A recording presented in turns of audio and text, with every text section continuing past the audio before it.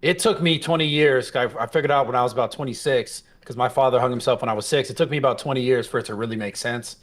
My majority of my life, my upbringing, my childhood, all my thoughts were consumed with what's the purpose of life? What's the purpose of my life? What is death? Why does my father not here? Why is that person's father here? I would constantly go in my mind about how am I going to die? What is death going to like? Why am I here? Like, what is it made me so early on start to think of these things. And then it made sense. It made sense to me. And it only made sense to me after I focused on the only thing that sort of made me happy, which was the gym. Somehow found the internet, right, through Instagram and then YouTube. And then I got all this feedback over time when I would walk and I'd meet people and they'd tell me, yo, when you spoke in this video about your father, about your experiences, about your life, about what you learn, about where you're at, it helped me. It showed me light. It gave me this motivation. I'm doing this now with my life. I've heard this for the last 15 years. And I would just have lines and lines of people who come up to me and talk to me about, I appreciate what you said about this.